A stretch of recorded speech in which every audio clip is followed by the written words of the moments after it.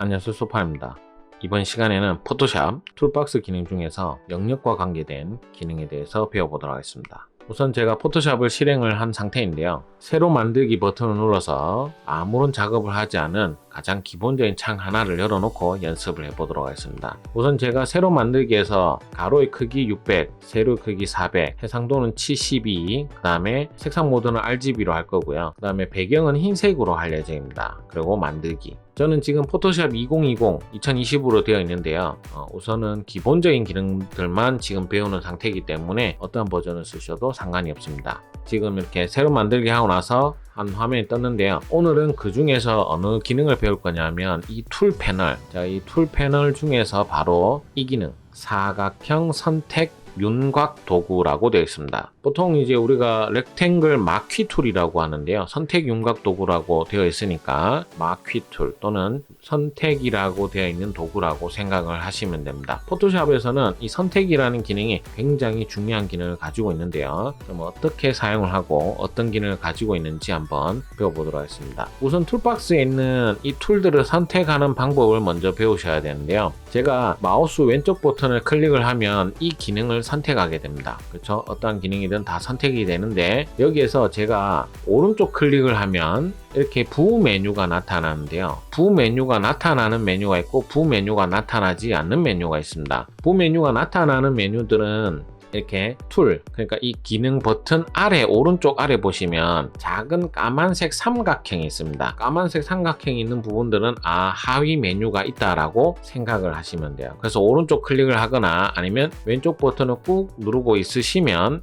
부 메뉴가 나타나는데 제가 보통은 그냥 오른쪽 클릭을 하라고 합니다. 그리고 오늘 배울 것은 얘 옆에 있는 이 사각형 선택 윤곽 도구, 원형 선택, 그다음에 단일행, 단일열 같은 이 선택 윤곽 도구라는 걸 사용을 할 건데요. 단축키는 여기 보시면 M으로 되어 있습니다. 그래서 한글이 아니라 영어로 되어 있으면 M 누르시면 다른 거 갖다가 M 누르시면 이렇게 선택 도구 마키 툴로 넘어가게 되는데요. 우선은 그러면 이 기능이 어떤 기능을 가지고 있냐면 제가 아무 의미 없이 그냥 이 사각형 선택 윤곽 도구를 선택을 하고 이 흰 판에서 왼쪽 버튼을 누르고 당겨서 놓도록 하겠습니다. 그러면 이렇게 점선이 나타나게 되죠. 이 점선의 역할은 바로 작업할 영역이란 뜻을 가지고 있습니다. 작업할 영역이란 말이 무슨 뜻이냐면 제가 만약에 우리가 아직 다른 기능 안 배웠지만 누가 봐도 이 기능이 브러쉬 같은 애를 제가 그냥 칠을 하면요. 아무 곳이나 제가 칠을 할 수 있습니다. 이 흰 곳 안에, 이 창 안에는 어떠한 곳이든 칠을 할 수가 있죠. 자, 근데 제가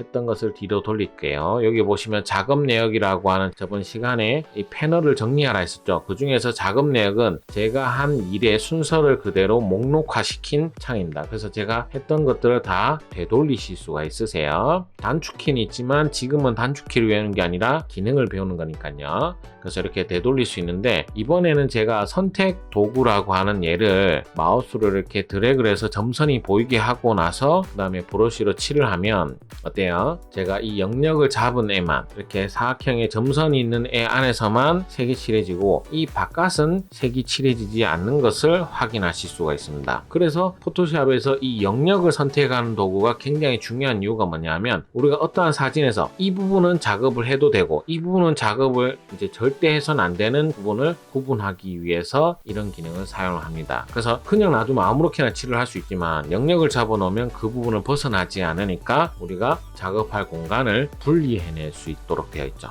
그래서 이 기능이 굉장히 중요한데요. 제가 다시 되돌리도록 하겠습니다. 제일 위로 누르시면 제일 처음으로 되돌아가게 되어 있습니다. 자, 그래서 하나씩 배워보도록 할게요. 첫 번째 사각형 선택 윤곽 도구는요. 정확하게 얘기하자면 사각형 형태로만 영역이 만들어지는 도구입니다. 자, 근데 제가 저번에 이 툴 패널 위에 있는 이 부분을 옵션 바라고 얘기했는데요. 이 옵션 패널 또는 옵션 바는 잘 보시면 제가 다른 도구로 옮길 때마다 위에 얘네들이 같이 변경되는 것을 보실 수가 있으세요. 이 옵션 바는 내가 선택한 툴들의 옵션, 그러니까 다른 어떠한 특정 기능을 내가 더 추가하거나 바꿀 수 있는 곳이다 라고 생각을 하시면 돼요. 왜냐하면 얘는 선택 윤곽 도구 이거 하나만 가지고는 포토샵에 더 많은 기능을 우리가 사용할 수 없으니까, 포토샵은 굉장히 많은 기능이 있기 때문에 옵션들이 더 필요합니다. 각 도구들마다. 그래서 이 도구들의 옵션이 표시되는데요. 여기 보시면 처음부터 시작을 하자면 이 4개의 창이 있습니다. 4개의 도구,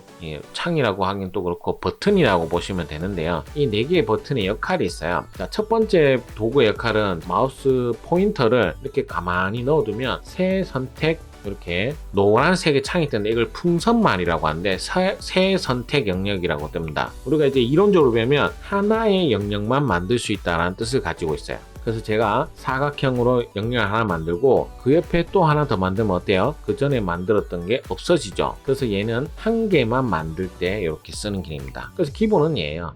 자, 근데 그거 오른쪽 옆에 또 하나가 뭐냐면 선택 영역의 추가라는 버튼이에요. 이 버튼을 누르게 되면 마우스 포인터 이렇게 플러스 표시가 생긴 것을 보실 수가 있습니다. 그러면 앞에 제가 보면 영역을 하나 만들어 놓고 또 옆에 제가 영역을 만들면 어떻게 되죠? 하나 더 만들 수가 있죠. 우리가 집합으로 치면 합집합이 되는 겁니다. 그래서 더 추가가 가능한 것이 특징인데요. 이 버튼을 누르는 방식이 있고요. 제가 기본으로 되어 있는 새 선택 영역이라고 하는 이 버튼 상태에서 Shift 키, 우리가 키보드에는 Shift 키를 누르면 이렇게 플러스 표시가 나타납니다. 그래서 Shift를 사용해서도 이렇게 변경이 된다는 거. 제가 Shift를 떼면 다시 돌아가고요. Shift를 누르면 버튼이 이렇게 움직인 것을 보실 수가 있으세요. 그래서 Shift를 눌러서 플러스가 가능합니다. 그럼 그 옆에는 뭐냐? 선택 영역에서 빼기라고 하는 단추입니다. 이 단추를 누르게 되면 마우스 포인터 모양에서 바로 빼기 표시가 나타나게 되는데요. 역시 빼기는 지금 있는 선택 영역에서 내가 영역을 빼버리겠다라는 뜻입니다. 그럼 영역이 이렇게 빠져버리죠. 그럼 당연히 단축키도 역시 있겠죠. 앞에서 플러스는 Shift였죠. 그럼 마이너스는 뭐냐? 마이너스는 Alt입니다. Alt 키를 누르면 어때요? 이렇게 돌아가는 게 보이시죠? 단, 이 Alt를 사용할 때 조심하셔야 되는 게 있는데요. Alt를 누르면 제가 바로 간 것처럼 보이지만 잘 보시면 이 위에 파일, 편지, 이미지, 레이어, 문자 선택을 잘 보세요. 밑줄이 생겼다, 없어졌다, 생겼다, 없어졌다 하는 게 보이시죠? 왜냐하면 보통 Alt는 포토샵이 아니라 윈도우 프로그램을 사용을 하면 Alt는 지금처럼 이런 메뉴 선택권이 있어요. 메뉴 선택 단축키처럼 사용을 하기 때문에 제가 Alt를 누르고 있는 상태에서 여기 있는 EIL 이런 걸 누르면, 이를 누르면 편집이 열립니다. 보이시죠? Alt 누르고 있는 상태에서 I 누르면 이미지 목록이 열리는 게 보입니다. 그래서 이렇게 단축키로도 쓸 수가 있어요. 그래서 나 빼기 하려고 Alt 눌렀는데 그 상태에서 키보드에 다른 걸 누르면 여기 있는 메뉴가 열립니다. 그렇기 때문에 마우스 포인터가 빼기 표시가 되어 있는지 아니면 빼기 표시가 안 되어 있게 마우스를 이렇게 빼놓은 상태에서 제가 Alt 누르면 여기에 있는 메뉴 중에 단축키가 실행될 수도 있다는 거. 그래서 잘 기억을 하셔야 됩니다. 나중에 단축키 쓰는 법에서도 한번 제가 설명을 드리도록 하겠습니다. 그래서 우선은 기본은 Alt는 빼기다. 그리고 그 바로 옆에 보시면 선택 영역과 교차라고 되어 있죠. 자, 집합으로 치면 첫 번째는 그냥 새 거 만드는 거고, 두 번째는 합집합이었고요. 세 번째는 빼기였으니까 차집합. 그럼 네 번째는 교집합이 남았죠. 그래서 네 번째를 선택하는 순간 곱하기 표시가 나타납니다. 곱하기 표시가 나타나면 제가 드래그를 하게 되면 그 전에 제가 영역 만든 것과 지금 제가 영역을 만든 것들이 서로 교차하는 부분 있죠. 그 부분만 남게 됩니다. 그래서 이게 교집합인데 당연히 단축키도 있겠죠. 바로 Shift와 Alt를 같이 누르면 됩니다. 제가 Alt를 한번 눌렀는데 안 돼서 한 번 더 누르니까 이렇게 됐습니다. 그래서 Alt의 역할이 굉장히 애매하다. 그래서 사실은 저처럼 이렇게 두 번 이렇게 누르지 마시고요. 꾹 누르고 가만히 있으시면 이렇게 곱하기로 변화됩니다. 그래서 이거는 사용하는 건 이렇게 되는데, 사실은 우리가 단축키가 익숙하지 않을 수 있어요. 익숙하지 않을 때는 마우스로 직접 누르시면 됩니다. 그렇게 사용을 하시면 되니까요. 자, 그리고 지금처럼 이렇게 영역이 만들어졌어요. 자, 영역을 제가 만들었는데 영역을 없애고 싶습니다. 난 영역 필요 없는데? 그러면 오늘 제가 이제 포토샵을 사용할 때 기본적으로 단축키 5개 정도는 꼭 외워야 되는데, 그 중에 오늘 첫 번째로 외우는 단축키 바로 컨트롤 D입니다. 컨트롤 D는 이 선택이라는 메뉴에 가시면 선택 해제라고 하는 메뉴가 있는데요. 컨트롤 D라고 단축키가 되어 있습니다. 그래서 선택 해제는 제가 이 영역을 영어로 셀렉트거든요. 그래서 셀렉트를 해제한다 해서 디셀렉트라고 하는데, 그래서 컨트롤 D입니다. 그래서 디셀렉트 선택된 것을 없애겠다. 그래서 컨트롤 D를 누르게 되면 이렇게 영역이 해제가 됩니다. 그럼 저한테 이렇게 물으시는 분들이 많으세요. 나 컨트롤 D 말고 지금 이거 하나로 되어 있는 거 해놓은 상태에서 딴 데 그냥 클릭해도 없어지지 않느냐? 물론 없어집니다. 근데 클릭해서 없어지려면 제가 영역 선택 도구 중에 하나를 선택을 한 상태에서, 도구를 선택한 상태에서만 되는 거죠. 근데 제가 다른 여기 있는 다른 도구들을 선택한 상태에서 제가 얘를 가서 클릭하는 것보다 그냥 컨트롤 D 누르는 것이 훨씬 빠를 수가 있습니다. 그래서 내가 익숙하면 물론 이제 영역으로 바꿔서 클릭해서 없애는 것도 되지만 단축키를 외우는 것이 훨씬 효율적이라는 거 기억을 하시면 됩니다. 제가 이 4개의 기능 제가 설명을 드렸고요. 제가 이 4개만 했는데도 10분이 넘잖아요. 사실은 이 기능은 굉장히 기본적인 기능이라서 뭐 어떠한 응용 기술도 없습니다. 그냥 쓰는 방법만 배우시면 돼요. 그래서 이 4가지 단축키하고 영역 해제하는 단축키 컨트롤 D 기억하시고요. 그 옆에 이제 오늘 이것만 우선 할게요. 이것만 해도 시간이 꽤 가네요.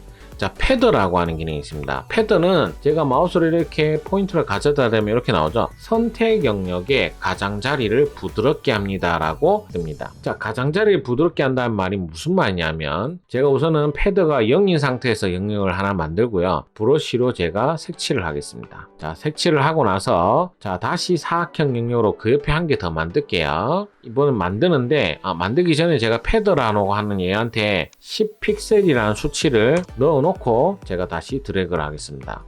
자, 드래그를 하게 되면 우선은 영역이 이렇게 사각형이 아니라 모서리가 둥그러졌다는 게 첫 번째 특징이고요. 그러고 나서 제가 색칠을 하게 되면 어떻게 되죠? 테두리가 영역 해제해 볼게요. 컨트롤 D. 어때요?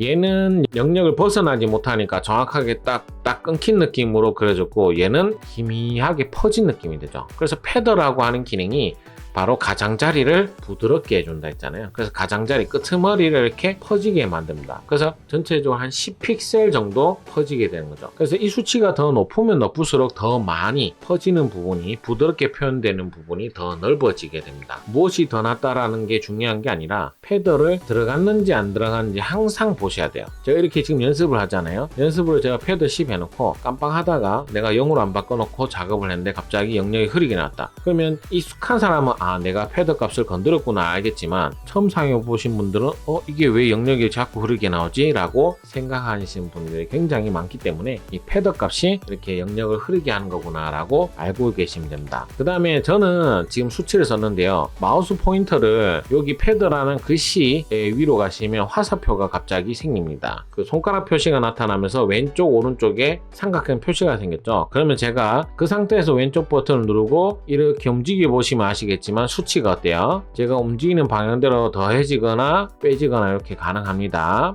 포토샵에서 있는 기능 중에 수치 자체를 이렇게 해주는 기능인데, 이게 버전마다 모양이 조금 달라요. 그래서 나타나는 모양이 좀 다르기 때문에 이렇게 수치를 마우스로 조정할 수 있다는 것 정도만 아시면 되고, 사실은 숫자를 직접 치시는 것이 가장 좋습니다. 그래서 이렇게 표현할 수 있다는 거. 이 뒤는 기능이 있긴 한데 그거는 다음에 역시 영역과 관계된 기능을 할 때 또 설명을 드리도록 하겠습니다. 오늘은 포토샵에서 가장 기본적인 선택 영역, 그러니까 마키 툴이라고 하는 도구인데요. 그 중에서도 마키 툴의 옵션 바에 대해서 배웠습니다. 이것 하나만 배웠는데도 10분이 훨씬 넘었죠. 제가 잔소리가 많아서 그렇습니다. 죄송하게 생각을 하고요. 오늘도 수고하셨고 다음에는 더 좋은 내용으로 찾아뵙도록 하겠습니다. 감사합니다.